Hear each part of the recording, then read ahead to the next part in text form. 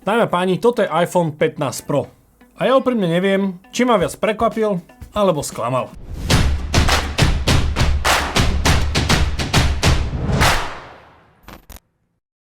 Ako každý rok, začiatok septembra je v znamení Apple eventu, kde predstavia nový iPhone. Ani tento rok nebol výnimkou, Apple predstavil iPhone 15. Tu predo mnou na stole leží iPhone 15 Pro. Pár ľudí sa ma na Instagrame pýtalo, prečo som sa rozhodol medzi Pročkom a nie Maxkom. Odpoveď je veľmi jednoduchá, je to pre mňa komfort. Maxko je naozaj za mňa už veľký telefón, kde ja nedokážem jedným prstom ovládať celú plochu, aj keď mám veľké ruky. Tá pôvodná titánová, tá strieborná farba, keď som ho videl naživo, tak som si povedal, že je to proste viac také strieborné ako to, čo som od toho očakával. Príde mi to osobne niečo ako strieborné auto. Aj keď je to G-čkový Mercedes, stále je to strieborné auto, ktoré je za mňa nudné. No, v tejto farbe je za mňa mega krásny. Už keď som prvýkrát videl túto farbu pri novom MacBooku Air, robil som ňou celé video, čiže link nájdeš v popise, kľudne si ho pozri. Tak ma táto farba zaujala naozaj, že je taká hutná, je to taká tmavá farba, ešte s týmto matným pozadím. Tá modrá bola za mňa určite prvá voľba a myslím si, že naozaj dobrá voľba. Celý obruč iPhoneu je teraz zo spomínaného titánu, ktorý naozaj na prvý pocit, už ten iPhone je že ľahší. Ja mám 14 Pročko a naozaj musím povedať, že pri tej váhe je to že citeľné, je to 10% z váhy. Je tento proste ľahší oproti 14 Pro. Sprosto povedané je to 20 gramov, ale v tej ruke to akože cítim. To je halus. To som nečakal, že bude až takýto rozdiel. Čo sa mi ešte páči, že oba sú síce hranaté, ale pri tomto novom dizajne je tá hrana taká zaoblená a drží sa mi, musím povedať, že lepšie v ruke ako táto 14. Tento zvuk mám vždycky rád. Čo v balení ešte nájdete? Samozrejme tieto prospekty, ktoré nikto nečíta. Táto spinka je niečo, čo už v amerických verziách tohto telefónu nenájdete, pretože oni majú eSIM-ku a nemajú tam fyzickú SIM-ku. Čo je ešte taká sranda, že napríklad v Ázii majú slot na 2 SIM karty.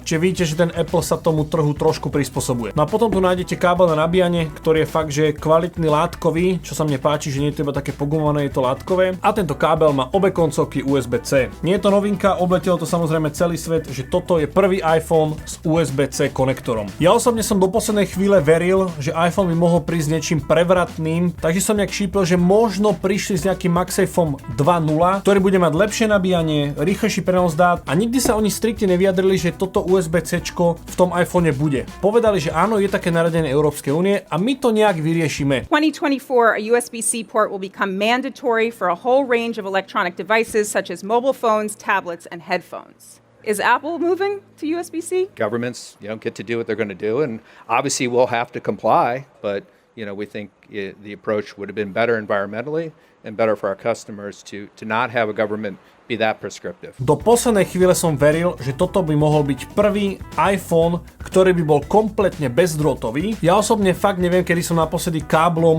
pripájal telefón do počítača, aby som si mohol preniesť dáta, všetko som riešil cez AirDrop a taktiež nabíjanie, idem večer spať, položím ho na tú plochu, do rána sa mi nabije, vybavené. Ten kábel reálne používam asi iba v aute kvôli CarPlayu a všetky nové autá už majú bezdrôtový CarPlay. Ten krok s tým bezdrôtovým telefónom by bolo naozaj za mňa niečo, že by Apple dokázal teda, že my si ideme svojou cestou, aj keď je také naradenie, my to vyriešime podľa Apple spôsobu. Apple dal do tohto Pročka tretiu generáciu tohto USB-C, čo znamená, že máte myslím, že 10 GB za sekundu. Niekto sa možno pýtal, že prečo už sa mi dali ten Thunderbolt, pretože Thunderbolt potrebuje omnoho rýchlejšie napájanie, to znamená, že tento telefón by ste zošľahali že hneď. Čo sa týka dizajnu telefónu, tak nič extra prevratné sa tu neudialo. Jediný nejaký citeľný rozdiel v dizajne je to, že namiesto silent buttonu tu máte action button. Je modulovateľný, avšak je modulovateľný iba na podržanie, čiže nefunguje tam nejaký dvojitý klik alebo trojitý klik. Možno nejaký softwarový update to upraví, zatiaľ sa to bohužiaľ nedá. Toto USB-C dodalo tomu iPhoneu veľmi dobrú kompatibilitu, čo sa týka nejakého internetu, čítačky na pamäťové karty. Poprípade cez toto USB-C si ja viem iPhoneom zrkadliť aj môj studio display.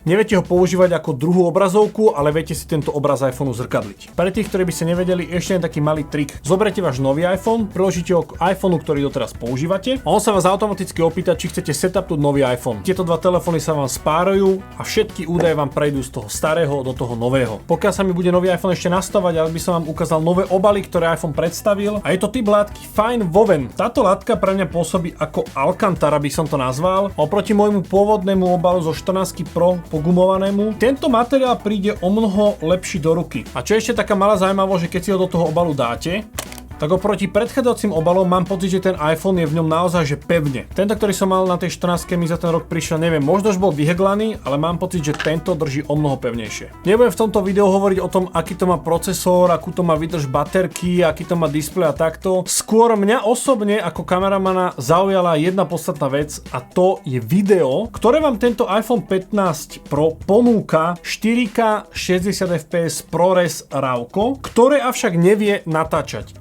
interne, ale cez toto USB-C je podporované externé nahrávanie na nejaký SSD disk, poprípade pamäťovú kartu. A to ma zaujalo natoľko, že toto video chcem otestovať s inou ProRes 422, ktorú máme v kamerách. Poďme si tieto dva zábery porovnať.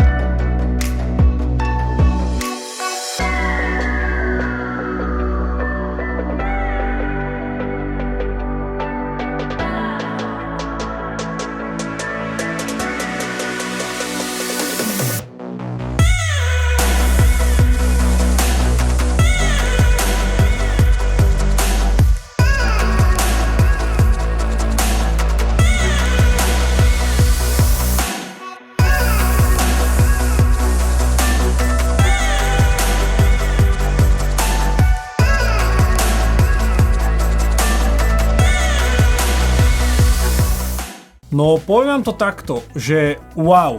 Akože osobne som bol veľmi skeptický voči tomu, keď Apple nazval tento 15-kový iPhone, že je to fakt pro zariadenie pre rôznych tvorcov, fotografov a kameramanov. Po tom, čo som teraz videl, netvrdím, že to tak je, ale naozaj do veľkej miery toto, čo spravili ProRes RAWko v logu, je pre tvorcov ako som ja. Ja osobne na tých záberoch vidím, že naozaj tá hĺbka ostrosti tam do veľkej miery chýba. Úprimne vám poviem, že až tak by som sa nebál zábery z telefónu odteraz používať aj do videa. Doteraz pri všetkých predchádzajúcich generáciách ste naozaj ten rozdiel extrémne videli. Nie je tam tá hĺbka ostrosti, ale vďaka tomu logu a tomu RAWku sa s tým záberom viete extrémne vyhrať. Nehovorím, že 100% s Appleom súhlasím, že je toto pro zariadenie pre rôznych tvorcov, stále to nenahradí kameru, akú máte, avšak je to vynikajúci doplnok práve tomu setupu, ktorý máte. Toto video až tak nebolo o tom predstavení iPhoneu ako takom, že keď ho nabíjate na MagSafe a máte ho proste horizontálne, tak sa vám tam zobrazia rôzne hodinky a počasie. Poprípade, že je to telefón, ktorý má procesor na absolútne úžasné hry, ktoré hráte na nejakom PlayStatione. To mňa osobne ako tvorcu nezaujíma. Ja som vám práve chcel ukázať, že či toto zariadenie sa na to video dá použiť.